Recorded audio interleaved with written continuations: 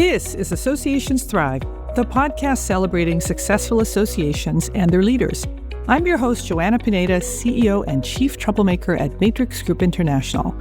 Normally, I interview an association or nonprofit CEO or executive director about their personal journey and the things that their organization is doing to thrive. Today's episode is a little different. I got together with 4 other association podcasters. Dave Coryell, president of Delcor Technology Solutions and host of Reboot IT, Kiki L'Italienne, CEO of Association Chat and host of Association Chat, Ben Buscalino, CEO of Breezio and AMS Geek and host of the Association Podcast, and Dave Will, CEO of Prop Fuel and host of Association Strong. I love this crew. We call ourselves DC's Podcast Angels. We have an active and hilarious WhatsApp chat going all the time, and we record a joint episode every once in a while to check in and share what we're hearing and learning from our podcast guests. Let's dive into this week's show.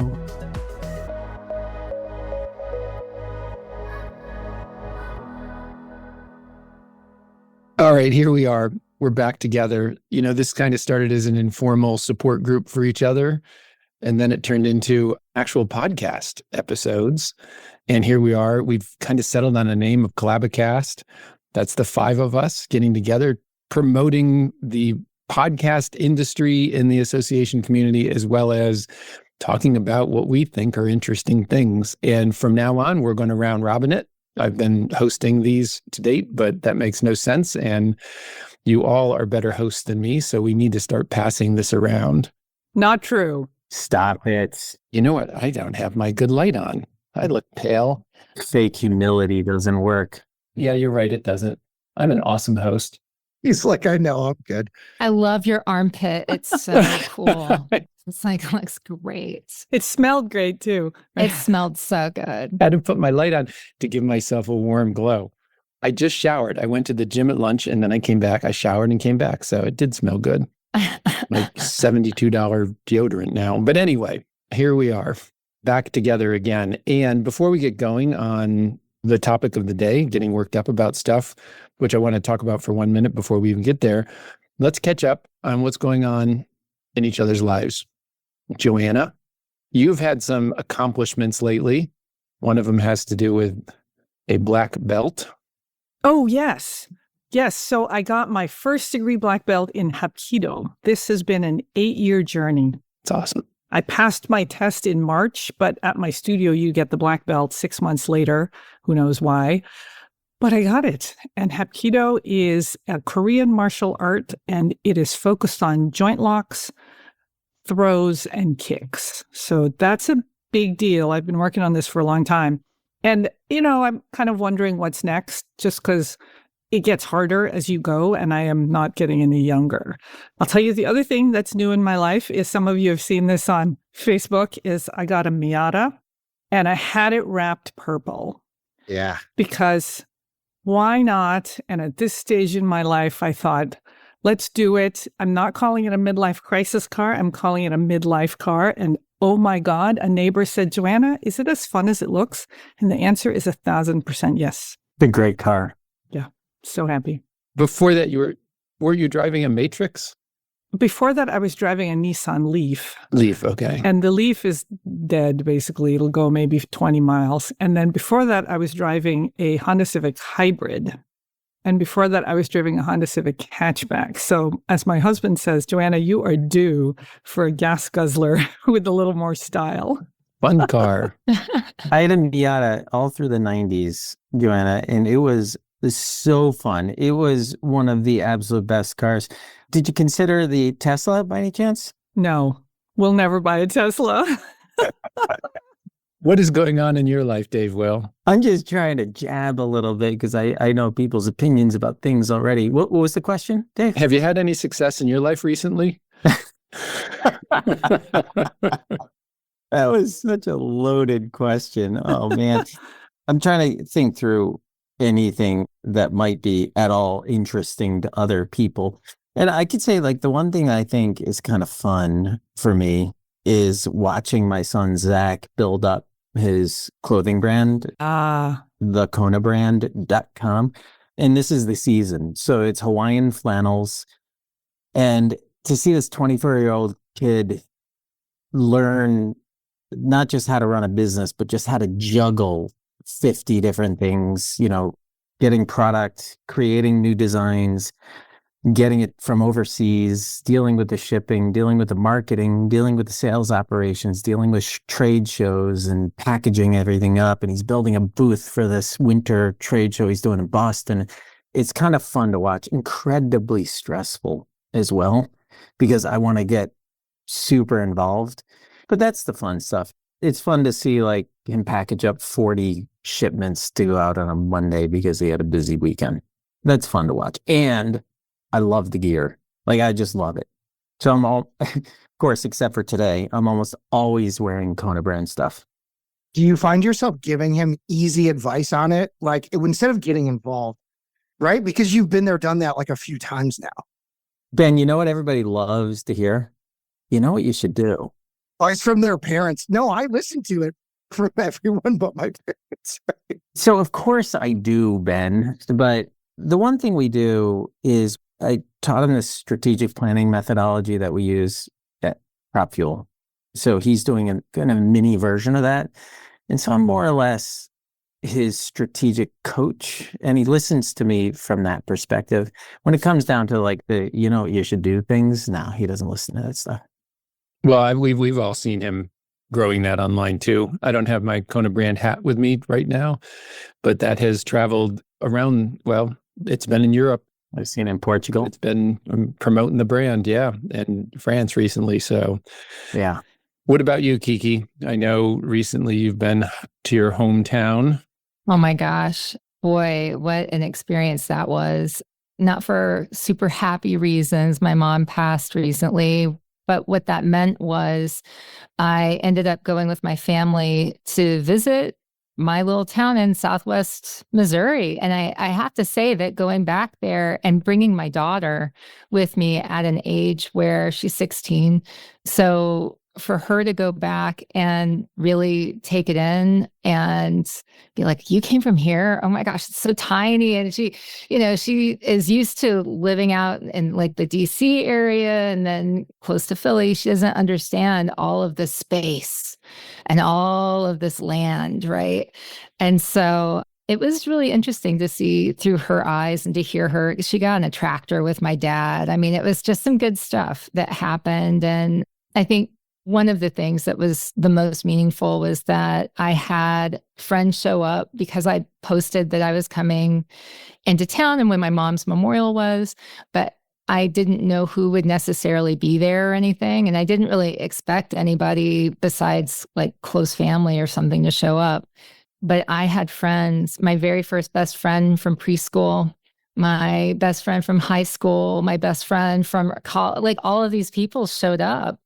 And it was so cool because, I mean, aside from one of them, I didn't know they were going to be there. And I just see these faces from my past walking down. And it's this one lane, dirt road, cemetery in the middle of nowhere. Thank God for GPS because nobody would have found it otherwise. And they showed up and I just felt really supported and loved. And it just goes to show you that, decades can go by. But sometimes the connections that you make with people, it's so deep that they show up when they need to the most. We would all show up for Kiki. Aw. absolutely. It was awesome. Yeah, that's a great, like you said, not for a fun reason, but it's a great story. Yeah. Ben understands small town. I do. Yeah. I grew up in a village, actually. The village of Spencerport, which is in a suburb of Rochester, New York. And when I say New York, everybody thinks, oh yeah, New York. I'm like, no, it's the other New York, right? Western New York, upstate New York, however you want to categorize that. And I was there actually over the summer, unfortunately, with my aunt and uncle passing within a month of each other, Uncle Danny and Aunt Carol. And it was actually incredible, like our family coming together. But what you were just talking about, Kiki, it really hits home with me because I talk a lot about with my friends and my family, and it's something that I think my parents instilled in me is the idea of like showing up. Like sometimes the only thing you can do in this world is show up, sometimes even in business, right? The ambiguity around different things, opportunities, staff, whatever it is. It's like, just show up. And I had a friend over the summer actually called me and he said, oh, my brother-in-law's father passed and we're not all real close, but he doesn't have a big family and all that. And I was like, well, do you feel like you want to be there? And he said, yeah, I do. And I said, here's the thing, Steve. No one's going to care if you don't show up, but they're really going to care if you do. And so I just try and like remember that all the time, is showing up for people in whatever way it is. It's easy in that sometimes you have to go out of your way to do it, but like you don't have to really plan super heavy. You just have to show up. And so I love that that happened for you and you had a lot of friends show up for you. For me, I'm very busy. It's been a crazy summer with all the travel around ASAE, right? I feel like we kind of go in the same loop as our customers, right? They, in the spring and early summer, they're either getting ready for shows, going to shows, or recovering from shows, which is a whole stand-up bit that I have about the buying cycle of associations. But it's not a knock on them. It's just that they all seem to buy like at the same couple of times throughout the year. And then they're either busy leading up to something or busy recovering from something, which is totally valid. They're very busy and most of the time understaffed. But yeah, it's been really fun running my businesses, which is something that a lot of my life centers around. So just having a ton of fun. And the podcast as a hobby that's turned into, and you didn't even give this group enough credit. Like as we started to get together, Dave, this had turned into soap as well, right? It's not just our peer group, but it actually turned into a society of association podcasters, which you spearheaded. So yeah, I'm really excited to be here and see all of you on Zoom, but in person today, kind of looking at you. Great to see your faces. Well, there's more on the way. I've had conversations in the last couple of weeks with some folks who want to start a podcast and that are association community members. So I said, go away. Yeah. We have enough. I sent them to you. I said, no, I think I've learned a lot from talking to the four of you and from our own experiences here on Reboot, and plenty to share. And, it really does sound like blocking and tackling at some point. Have a purpose, have a target audience, have a general sense of what it is you're going to consider success. And from there, go for it. So, in my life recently, Kiki, we both, your mom, my dad, were roughly the same time frame. So we were exchanging some notes there. But it was a similar thing where I'm from small town in the Finger Lakes in New York, not too far from where you referenced, Ben, right? It's a short drive across a couple farms, a couple wineries, and all of a sudden you're at the lake. But yeah, we had a family-only gathering, which was really, really nice. And you always walk away from those saying the same thing, which is, we only do this at weddings and funerals. We need to plan some other times to get together. And I feel like that's true for all of the groups you are in life. You need to show up, but you also need to make plans to show up even when it's not planned. So it's good to catch up. One of the things we're doing on Rebooting this season, I'd done it casually in past seasons, was, Dave's worked up about something. And so we're targeting that. And I just recorded a Dave's worked up about Versailles and the Empire State Building. So I'm not going to talk about that today, but that's its own one that's going to drop. But I thought it'd be fun to get your takes on what you're worked up about. And, it can be good. I asked Reggie, I'm ending all my podcasts with this question now for whoever the guest is. What are you worked up about? And Reggie was the first one who I recorded with the other day. He's worked up about something fun and positive. I'm curious, what was he worked up about? You're going to have to listen. That was an easy one, Dave. Yeah, that was good. That's good. Softball, underhand. Yes. It's pretty good, though. It's pretty good. So let's go back to the top of the order here. Joanna, what are you worked up about? I'm worked up about a lot of things, but two things I'm worked up about. One is we've been involved in, I would say, maybe a half a dozen AMS implementations recently, and they've all gone over budget and gone way past the timeline. I just don't understand it. I don't know what's happening with the vendors. I don't know what's happening with requirements, but it is just shocking. And I'll tell you, some of these, the price tags have gotten so high that these organizations have the potential to become really unstable as a result, or for there to be just really very serious repercussions for the leadership and the staff. So that's one thing I'm worked up about. The second thing I'm worked up about is this whole return to the office argument that we seem to be having again. And I'm not sure that it's substantive. I think it's more about the real estate again, as opposed to the functions and the need. So those are two things I'm worked up about.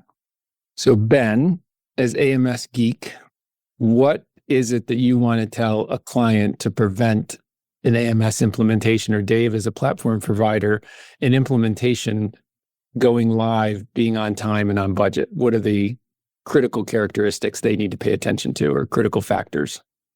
Unfortunately, I can sort of relate to what Joanna's talking about, and it's more often than not, I would say some of the platform-based systems, but all of them have issues, and we have a problem in that I think that associations, and we talked about this at annual this year, even on the podcast that we were recorded on the floor, in that I think associations, comparatively speaking, over the last couple of years have gotten smarter faster. And what I mean is, with the amount of content, how they're consuming it and how they're learning, they're more capable outside of the operation of their industry business that is their business, right? And they know that better than we do.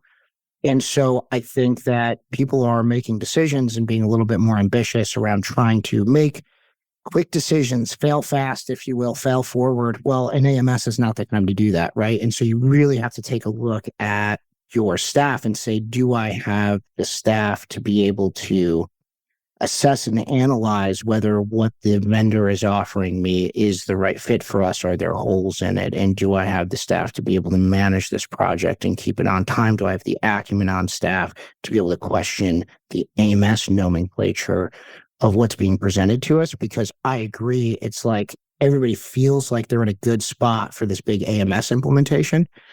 And then change order after change order after change order, and they start to pile up.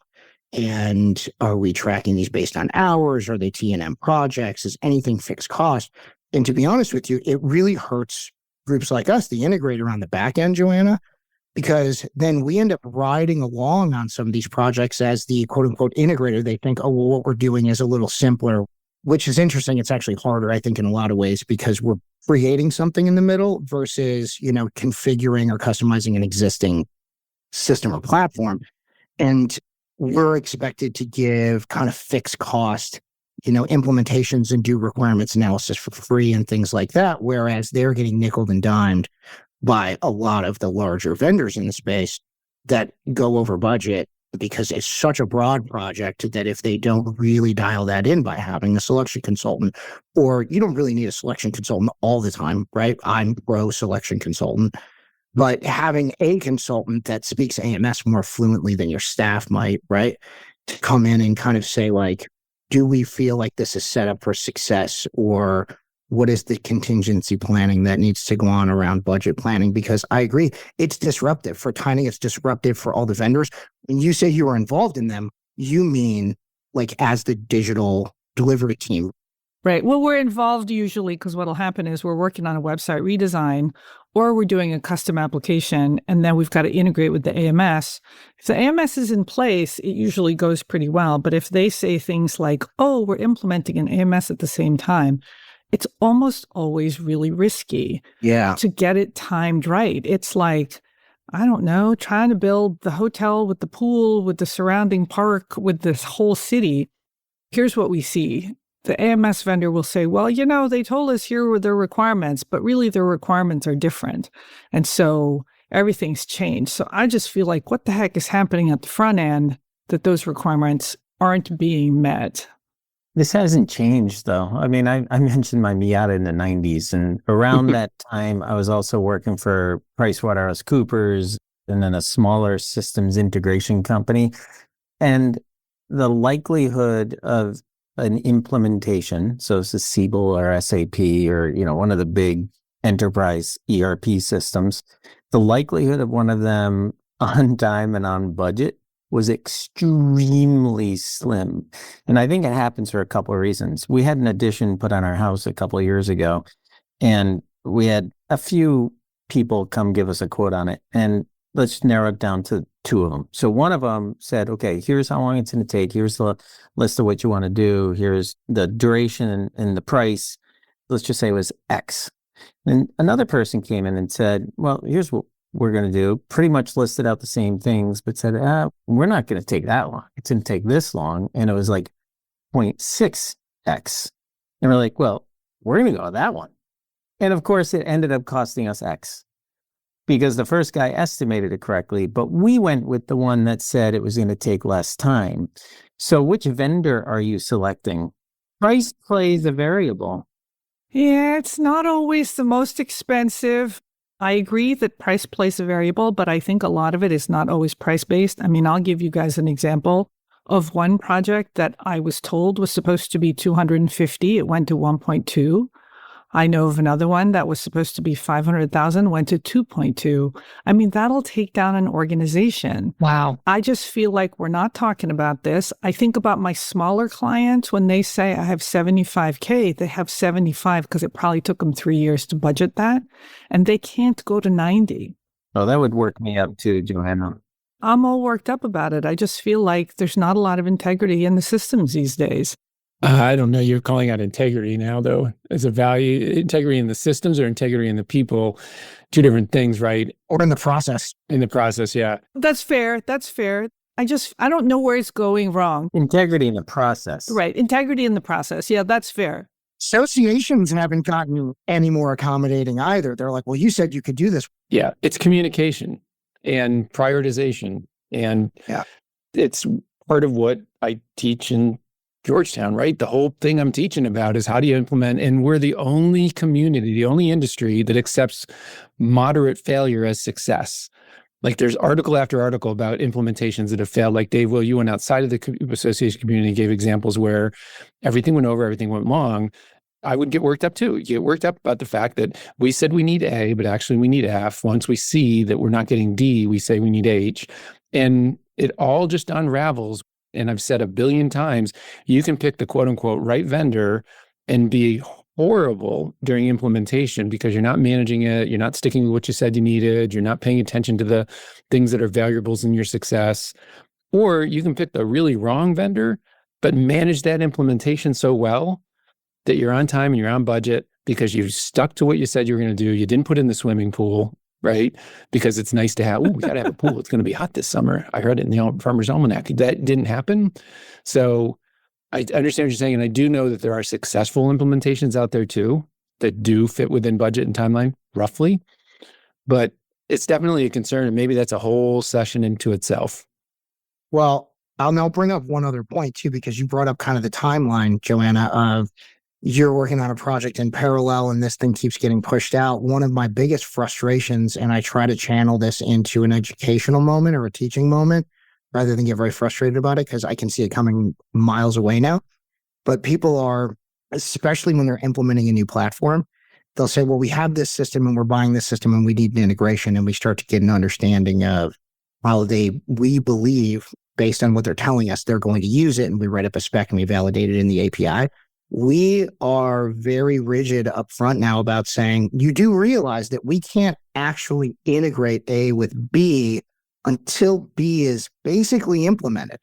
So just because you're buying it now or you want us to validate the solution now, they're like, when can this be done? I'm like, well, sometime after that solution is implemented, because I can't just magically know how your system's going to be implemented or test against configurations and data that don't exist yet. And so it is a fun conversation to explain the importance of like sequence of events with some of these organizations too, so they can like reset their timeline around expectations with members and donors and advocates and boards and all of that. Just to put a cap in this, and then we'll move on. My Versailles and worked up about Versailles and the Empire State Building is directly tied to what you're talking about, Joanna. Ah. Yes, it's like an extension of what you're talking about. You are such a tease. Yeah, really. He's totally teasing out his episodes, right? I know. Tune into Reboot IT. Mom Kills 3, tune in 11. They're only 12 minutes long, 13 minutes long. Remember, Kiki, I get worked up for 12 minutes and I'm fine. So That's good. I think it's a great transition. Why don't you go next? I'm not prepared to go next. I wanted to hear from you. And I heard you said too about Joanna about returning to the office. And I think some of that's driven by real estate and some of that's driven by some things just aren't getting done because we're all separated all the time and technology cannot take the place of that hallway, pop in the door, whatever conversation that happens when we're together. It's got to be a mixture, in my opinion. We don't think it has anything to do with like a younger entitled generation. No, I don't think so. I think they're looking for hybrid. Yeah. I really miss the office environment because that's when people hang out. Like that's when you have a beer after work or you play a game of pool or coffee in the middle of the morning with somebody. That's when you form deeper relationships. With the exception of VR mini golf with my team every now and then, which we do. It's kind of fun. All our meetings are over Zoom.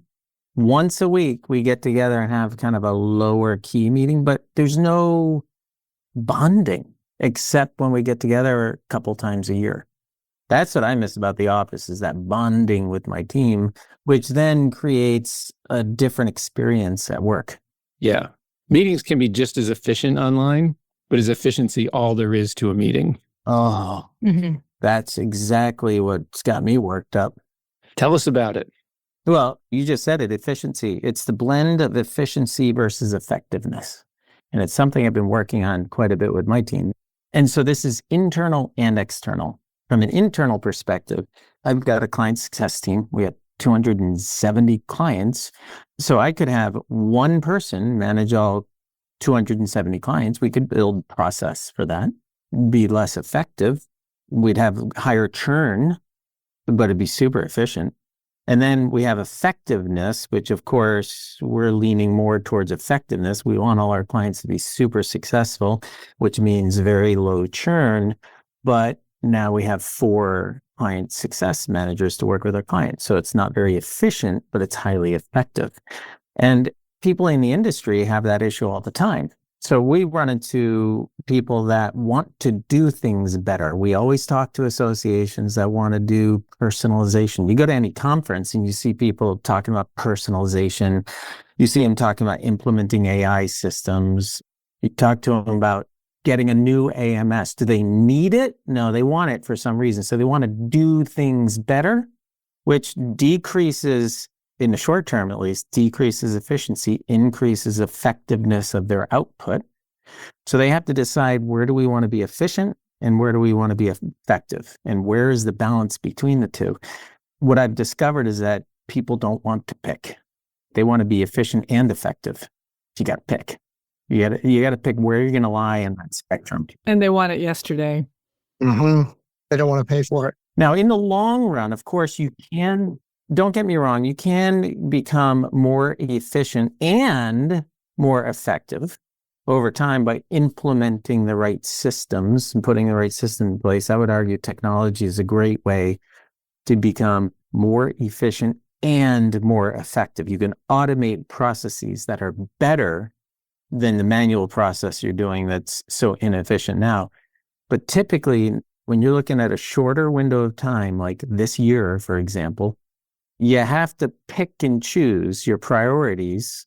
And that's really difficult for a lot of people to do, including here at PropFuel. It is hard for us to figure out, okay, gosh, I don't want to hire another CSM, client success manager, but I also want all of our clients successful. My CSMs told me I need to stop telling every single one of our clients when I see them at a trade show that we should do a roadmap with them to figure out what the future looks like over the next 18 months of PropFuel. Like Doing 300 roadmaps every year. Know what they call that? Can I get a little crude here? Let's just say somebody said, I need to stop farting in the elevator and leaving. That's what I'm doing. I go in the elevator, the door opens, but I left a bomb behind and now everybody's left stinking it. You New England folks are so practical. Pretty good visual. I got smirks, but no laughs out of that. All right. We're going to send them back to dad jokes if we're not careful. So but the point is, like, I want both. I want to be super effective and efficient. I want it now. I can't have it. And that's what's got me worked up. Is this also one of those things that it's 1990 all over again? How so? Like with your Miata? Is this something we've talked about since the 90s? Efficiency, TQM, process reimprovement? I don't think so. I mean, The goalpost keeps moving. That's the problem, right? It's the same topic in a different way. yeah, there's different approaches. I mean, TQM to me back in the day was not about efficiency as much as it was about effectiveness. Like that was an effectiveness push. That's what I'm saying. It's efficiency, effectiveness, TQM, BPR, all those things, business process reengineering. Now we're talking efficiency, right? Just so you know, I'm not disparaging. You shouldn't be worked up about it. I'm just saying, are we uncovering a pattern here in these topics? Well, but we're talking about back to the office, and I think that is unique to 2024 because we're 4 years post-pandemic. And I actually would argue that the whole back to the office, you could argue that efficiency and effective can happen remotely.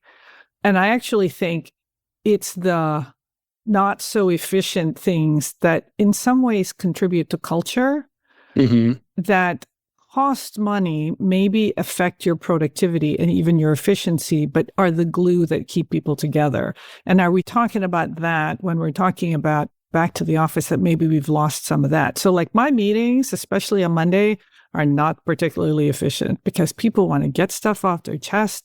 They're thinking about their week. They're thinking about stuff. They want to talk about their kids. I let them. Meetings on Monday are just not very efficient. But that's part of your goal. Yes. Is to build the culture, right? So it's effective. Yes, that's true. It's not work efficient. Yeah. And there is no right or wrong to this. It's a grid, and you need to figure out where on that grid you lie. Hopefully you're not inefficient and ineffective. The goal is over time to be efficient and effective. And oftentimes you do that through systems and automation and good processes. But in the short term, you oftentimes have to figure out if you're in the upper left or bottom right, which is efficient or effective with sacrificing the other one. And that's kind of where, Joanna, you're saying on Mondays, I'm good being effective or inefficient. Right. But I would argue that's actually effective at the creating the connection as best you can over Zoom. Right. I'm sitting here listening, and I'm also watching, and I'm thinking about how quiet Kiki has been, which is not standard issue Kiki, right? And that's okay.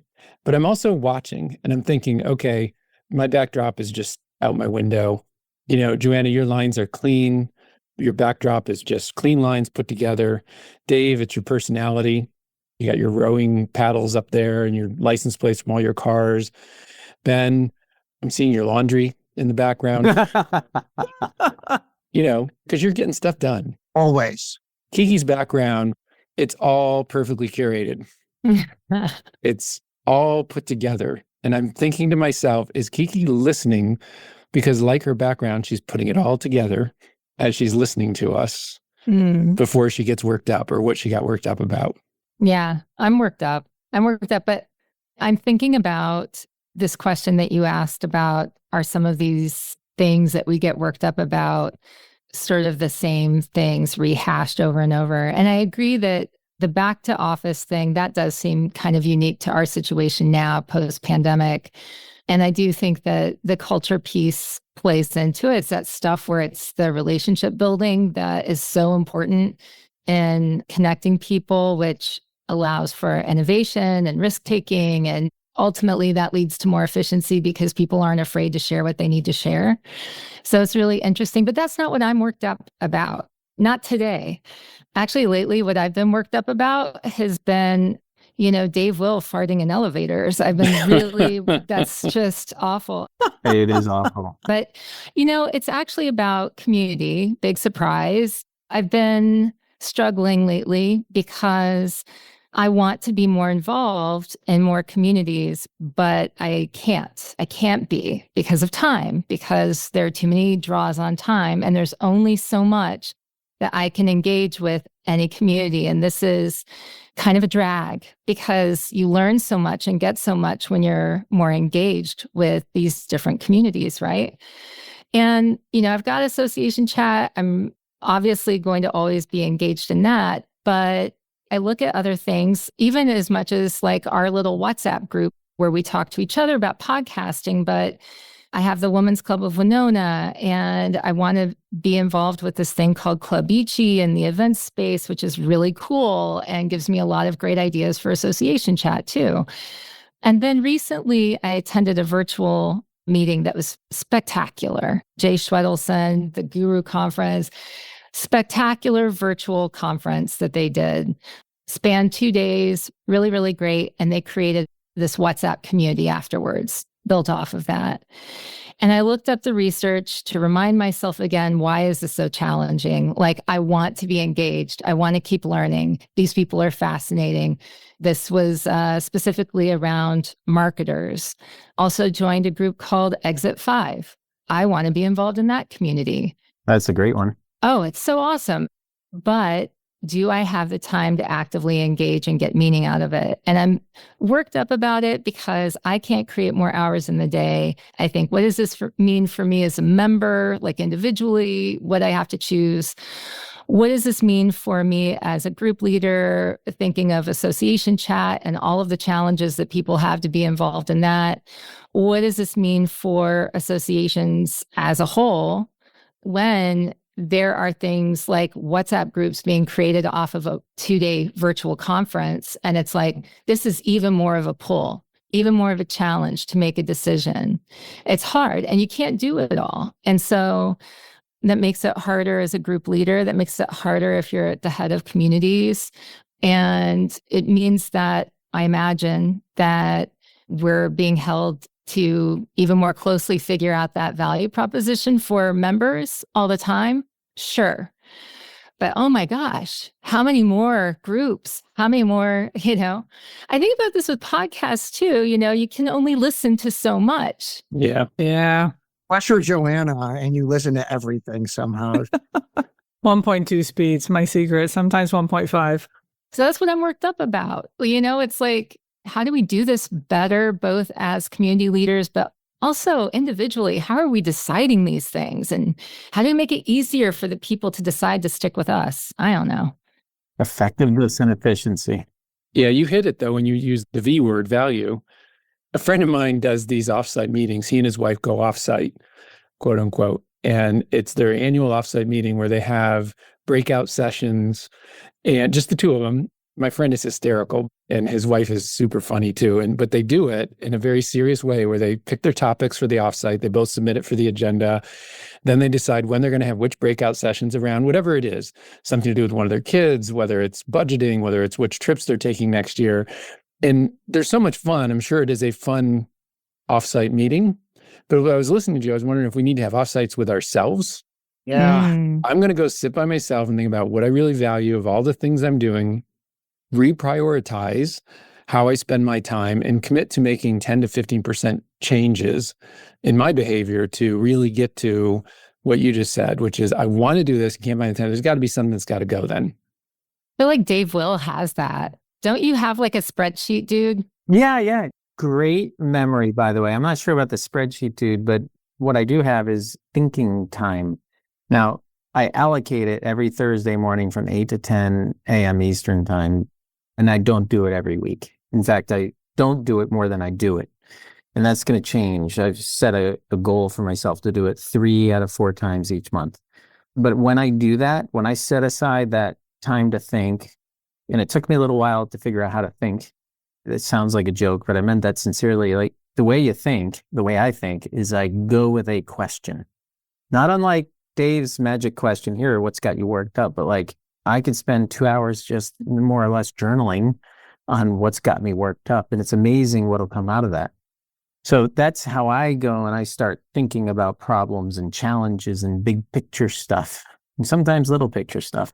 Wait, so I want to hear more about this. So from 8 to 10 on Thursdays, Yep. You go for a walk, you sit at your computer. How do you? No, I can't do it. I tried it. A lot of people talk about running or something, thinking while they run. I can't do that. I heard Sam Altman talk about this too. The way he processes stuff is he'll start writing. And he even talked about having an exchange with ChatGPT while he's doing it, which I think is kind of interesting. But he prefers just to sit and write. And so what I'll do is I'll go to a coffee shop because I got to get out of my house. I'll go to a coffee shop. I will bring my laptop, but I'll silence my phone and put that in my pocket. I'll bring my laptop, and it's really hard not to go to email in between thoughts. But I'm pretty disciplined, and I open up my note document. And usually I go with a question already in mind. Like, for instance, a question might be, so the one I did last week was, what does it mean to have a vision for your company? What's vision all about? And what's my vision for Prep Fuel? Like, I don't have a crystal ball, So like, I can't predict the future. So what is a vision? And so, I might Google something, I might read something, and then I start writing some things, and then my mind wanders and I write a little more, and then I edit a little, and before you know it, I have a vision statement. I'm like, that's pretty cool. But what if I expand on that? And an hour and a half later, I've got a whole bunch of words on a piece of paper and a little more clarity than I had going into it. So that stems from Kiki's feeling of, I've got too much that I want to do. And that's a process you use to narrow down or to think through certain things, not necessarily what you want to do, but think through certain things and come out with more clarity about that topic, which is different to me than, Kiki, what you're talking about of, it's a prioritization question. Yeah. I think Kiki's issue is there's a lot of stuff that she's interested in, that she wants to be involved in. Yeah. Oh, man. Don't we all suffer from that? I mean, I basically have said no more new things. This is a tough conversation. I think back to Dave's joke or comment, however you want to interpret that, last Collabcast or two ago, where he said, I don't really care if anybody listens to my podcast. This is a selfish pursuit. Dave will, yeah. That was true, not a joke. DW was like, I want to have a conversation with these people, and if people want to listen to it, that's awesome. And I feel like my life is like a selfish pursuit of like being in service of others, which might sound contradictory, except I don't involve myself in a lot of things that I know I can't follow through on because I'm so obsessed with the things that I'm doing.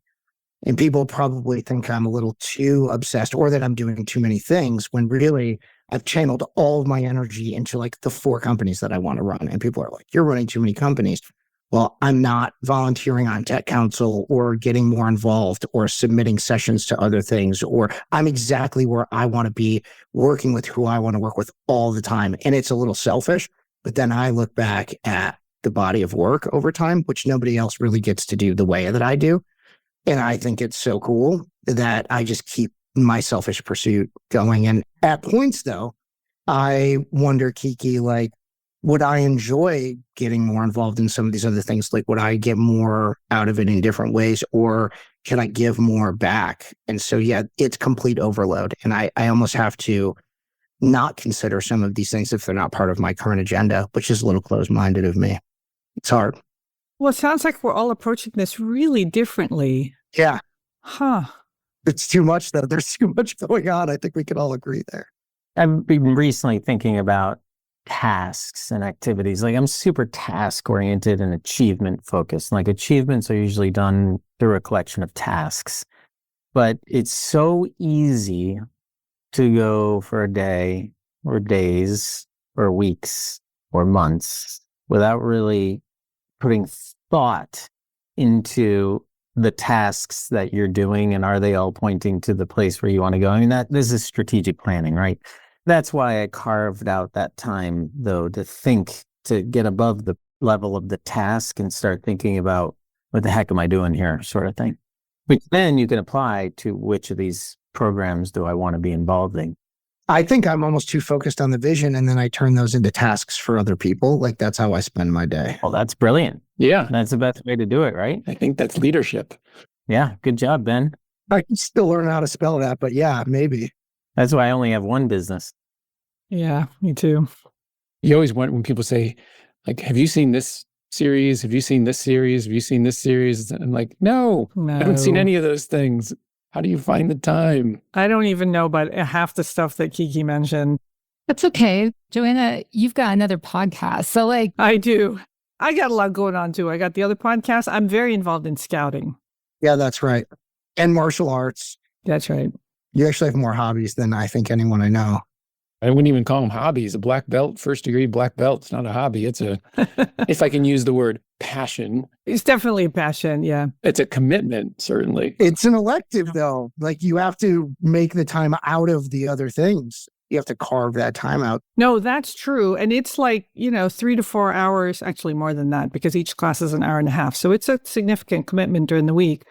But the podcasting is the same way. I don't know about you guys, but you guys know I spend a lot of time on the podcast. And my other one, I spend a lot of time doing research. Yeah, you can go down rabbit holes. What's got you worked up, Ben? I wanted to piggyback on Joanna's thing a little bit because as an integrator, it's frustrating sometimes. And that's more talking about like the AMS Geek Data Sangria stuff, because you have to like help people understand, yes, I want to compartmentalize this too, but like, I know you're going to change something later. And you're asking me to do this fixed cost, and it really should be like a T&M range. And yet they're getting so abused by some T&M vehicles in the market that they're like, we don't want to do that. And it's like, I then have to pay the penance for that or price my product higher and factor that in, which is hard to describe to them. Well, it really wouldn't be this much money, except I know what's going to happen later, even if you don't, but I want you to pay for it now. And so that's hard. But the thing that has been kind of grinding my gears or getting me worked up over the last couple of years, or maybe like 3 or 4 years, and I've used the association podcast to talk about a few times, but it doesn't have legs, and I choose not to like grind the axe too hard, too loud in front of too many people. But there are things that we should be talking about and educating associations on in this market that we're not talking about. Like what? And I mean the collective, like I'm guilty, but ASA is guilty, like everybody is guilty of it, like payments. Payments is a touchy topic for a lot of people in this market. Private equity, what do those cycles look like? Oh, yeah. What does that mean for associations? What do you mean by payments? So I want to say the monetization of payments, but like everyone that has their own payments provider isn't like evil, right? Some of them say, we're going to own this and our tech's going to be better. Our reconciliation reports are going to be better and provide more value. Our rates are still going to be competitive because we've negotiated as a mass. Like some of these groups partner with and or own payment processors. And it's not even exclusive to AMSs anymore. It's just that's the one that started doing it, that everyone really started to realize. And you don't realize it until you start getting a different rate, or it's in your contract that you're going to get penalized for not using ours or whatever it is. And I am a little baffled that I haven't seen a session on this in the last 10 years at an ASAE conference, but just as baffled that we're not doing it at any conferences. And I feel like that, along with the investment that's come into the market and the positives, and I don't even want to say negatives. I don't think there's a ton of negatives because it's the circle of life. Some groups will get a little lazy with tech, but be a stable place for associations, whereas other people want to innovate in different directions. But the implications on the association and how to gauge, we had a VC on our podcast that talked about cycles. And I am very, I don't want to say I have spies everywhere, but like I am very aware of cycles and how some of those things are happening. And the implication of that on a net new customer or an older customer, and the way escalations may be treated, or the way that you're not going to get someone to the table to work with you after you sign, so that your best point of leverage is really now while you're a client, because they will lose money on services for the sake of SaaS based on valuation, based on where they are in their cycle. And there's a lot of strategy that's involved in buying software these days that a lot of people aren't talking about. So that gets me a little worked up. Mine is the cell phone. Oh, yeah. It's killing me. It's killing us. It's killing society. It's killing people. It's insane. Study after study, like schools are starting to get smart about no cell phones during the school day for the students. My statement is, as humans, we are not disciplined enough to have this technology yet. Whether we're talking about sleep cycles, we're talking about social influence on our psyche and self-worth. We're talking about attention spans. We're talking about damage to relationships. I've been on car rides with people talking. They've taken their cell phone out and done something, and I've stopped my sentence in mid-sentence where it made no sense. And they didn't notice. And they did not notice. I'm really irritated at cell phones and what they've done to us as people, as friends, as families. Granted, they have their good side, just like everything else. They keep us connected more than ever. They allow for emergency communications. They allow us to find people who are perhaps incapacitated in some way. Like I get that there's a bunch of benefits too, but we're not disciplined enough to turn our back on it. I mean, I found myself recently walking the dog, and I realized I took my cell phone out of my pocket 3 times for no reason.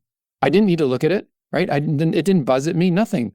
But now it's like that dopamine, whatever study after study says. You were addicted. You pulled it out because you needed your hit. Right. It's an addiction that doesn't seem as dangerous as it is, in my opinion.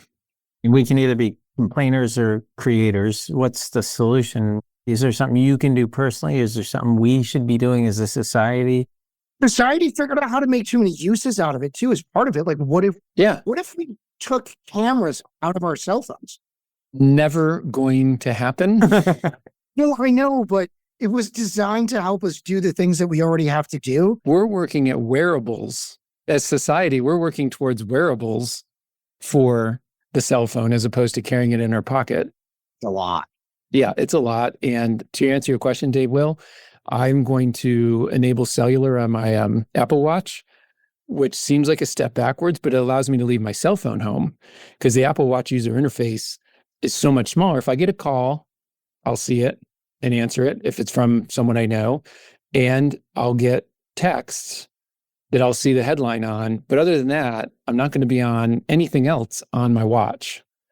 So that'll cut down. I'll leave my cell phone behind more. But I don't think society is not adopting this direction, right? It's exactly what Ben said. All we're doing is creating more uses for it, not less. Everything's a pendulum, I believe. And I'm not totally convinced of this, but I want to throw it out there. It's going to get to a point where things get so bad that there's going to be self-regulation. For example, my 22-year-old son restricts the amount of time. Like, he deletes apps from his phone. He deletes Instagram. He doesn't have TikTok. And then every now and then he puts it back on. But if you want to send him an Instagram reel, you got to do over text because he's not in Instagram. So, like, he's self-regulating to a certain degree. And I wonder if society in general, that will become the trend. I mean, a lot of people aren't drinking as much today. Is that true? Yeah, I think so. There's a huge trend right now to sobriety. Look at all the non-alcoholic beverages. It's a social media fad. I don't know if the numbers actually support it. I think more people are talking about it. Oh, I think so. Look, this isn't about drinking, but the point is there are trends in society where we eat better, where we're not eating as many fats and junk food, where we're working out more. Now, it may not be the masses, but it's the people that want to self-improve. And I wonder if that's going to be really the trend when it comes to this stuff. I don't know. I don't have faith, and I don't have a lot of optimism because, I mean, we're just getting fatter and people are getting sicker. I'll tell you, in my family, we have a no device at the table rule. Oh, yeah. Which sounds so simple, but, no devices. The other thing is cell phones in the kitchen at night, because otherwise everyone is on their devices until late at night. But all your people are home with you, right? Well, my oldest son is not at home, so I can't control it. But he did come home this weekend and he said, Mom, I removed Instagram from my account, to DW's point. Yeah. No, I wasn't saying controlling his behavior. I was saying if he needs to get a hold of you for an emergency. Emergency, I have my watch. So he has called me at 1 a.m, and then my watch will wake me up. Gotcha. That's the kind of along the lines of what I was saying is the watch takes the emergency. Yeah, exactly. So, and he's called me, but the phone's downstairs and I'm not like checking email the minute I get up, things like that. And then, I experimented with, there's a setting on your phone that basically says, look, after 10, you can't be on the device anymore. Oh, mine does it at 9:40. Mine's at 10. And there are times when I have to override it, but it seems to work. And then I'll tell you at my son's school, he's 14. When you walk into the classroom, the cell phones go into a box and they stay there all day until you leave. So I don't know. I think maybe you're right. I think maybe the schools are saying this is really, really, really damaging to our kids and we've got to do something. But for the older ones, what can you do? Yeah, I've talked to educators, high school teachers, and this is the first year they've required cell phones to go into a little Ziploc bag for the day. And they can tell the difference from this year to last year, 100%. It's a 180-degree difference in the behavior, the attention, the conversation. And that's all it took was taking the cell phones away. And I'm with you. I want numbers. Like I was over here searching for a study on how many millennials, and I just picked them. I'm not picking on them. I just picked them. You could pick any generation. I just like the fact I know how to spell millennials. So how many millennials limit their cell phone usage? And I didn't quick scan anything that told me, but I think that's an interesting thing to follow up with because yes, we can think that more pendulum swing will put us back to, and we can think that more people aren't drinking or whatever, pick a topic of any type, but it could be our own behavior biases what we see online and biases what we understand to be happening and confirms, it's that self-confirmation of what I'm doing is the right thing. So I would be curious. I haven't seen anything. Well, here's a question. Our association's going to say no cell phones at conferences to facilitate conversation. Can't do that. Hell no. What a crazy idea. Yeah, none of that's going to happen. Right. If it's working for our students, why not for conference attendees? Yeah. Oh, boy. Why do we have to end on this? Hey, listen, there's a lot of good stuff happening out there. A lot of good stuff happening out there. I got one for you. I just Googled. So first I Googled the fat thing, and you're right, Joanna. I actually did not want to admit that. I thought maybe we were getting healthier. That was not the case. But drinking rates by age, the percentage of people 18 to 34 who drink has decreased from 72% to 62% over the past 2 decades. That's pretty good. That's a big percentage drop. Yeah, it's a mirroring thing, right? Because we are seeing people in Hollywood and on social media and so much more of these adaptogens-based cocktails and, non-alcoholic this and non-alcoholic beer is actually fantastic now. Yeah. So it's different than when you had O'Doul's. No offense to O'Doul's, but that was the only one. I think the stats for drinking tend to be looking a little bit better, but I'll tell you, I look at alcohol. I mean, take it out of the industry. I think alcohol has infested our society way more than anyone can see because we're blinded by it. It's like so normal in society that we don't see what a massive problem it is. It is such a terrible drug that feels so good and it's controlled by so many people, but there's so many people with problems. Sounds like cell phones to me. It is a lot like that. Take your pick. Everyone out there, figure out what it is that your alcohol, your cell phone, your thing that's got you worked up. I mean, I think we all have our addictions, right? And whether it's sugar or alcohol or cell phone or smoking, whatever it is, we all have our addictions. Yep. So focus on incremental change in whatever direction helps you be a better version of you. That's what we can do. This group in this podcast reminds me of that topic, though, in that we've created a group within a group of people, and I think everyone can find support in community just like we do across the association space. And it makes me thankful for these meetups and my podcast and the association market. I'm going to send you a little note of gratitude on WhatsApp immediately after this, Ben. Thank you. Yeah. I appreciate you all. Thank you. Appreciate you all as well. Thank you for joining. I look forward to our next Collabcast where Kiki La Italian Association Chat will be our host. I hope to see you in 3D soon.